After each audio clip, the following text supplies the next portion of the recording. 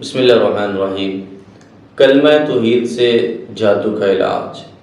توحید یا توحید والی آیات، اگر آپ کے ساتھ کوئی بھی مسئلہ ہے تو آپ اللہ تعالیٰ کو یاد کریں، اللہ تعالیٰ کو پکاریں اور ایسی آیات کا ورد کریں جو توحید والی ہیں، جیسے سورۃ الاخلاص، فلق ناس، آیت الکرسی، سورۃ الفاتحہ، اس میں توحید ہے۔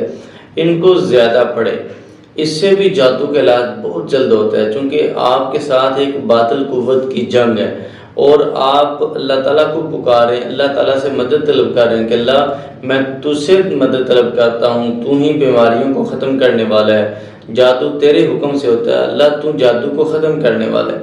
اور اس کے ساتھ ساتھ وہ وظیفہ جو رسول اللہ صلی اللہ علیہ وسلم نے بتایا ہے، بڑا پاورفل یہ وظیفہ ہے، لا الہ الا اللہ وحدہ لا شریک لہ لہ الملک ولہ الحمد وہو علی کل شیء قدیر۔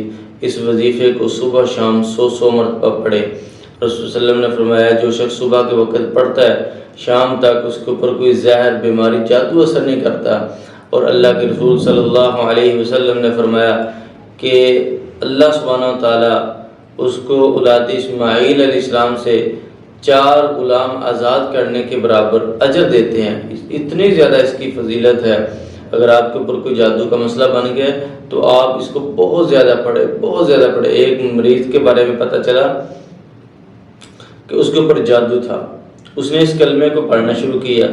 پہلے دن اس نے 100 مرتبہ پڑھا، اگلے دن 200 مرتبہ پڑھا، پھر 500 مرتبہ پڑھا، پھر 1000 مرتبہ پڑھا، اس سے اگلے دن 3000 مرتبہ پڑھا، پھر 4000 مرتبہ پڑھا، اس سے اگلے دن 5000 مرتبہ پڑھا۔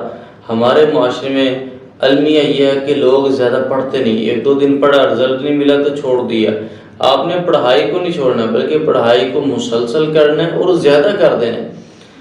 تو جس دن اس شخص نے 5000 مرتبہ اس وظیفے کو پڑھا، اسی دن اس کو الٹی آتی ہے اور جو جادو اس کو کھلایا پلایا گیا تھا وہ نکل جاتا ہے۔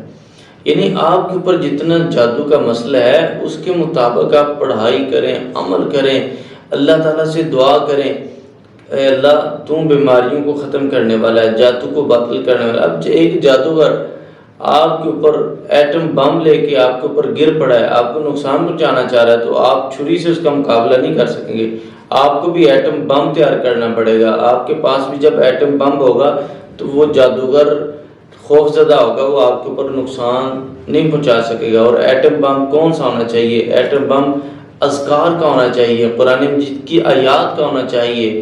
یہ سورۃ البقرہ ایک ایٹم بم ہے جادوگروں کے لیے، جادوگر اس ایٹم بم کا مقابلہ نہیں کر سکتے۔ تو آپ ذکر، توحید، تلاوت، اخلاص، فلق ناس اس کی کثرت کریں، اللہ تعالیٰ ہر قسم کے جادو کو باطل فرما دے۔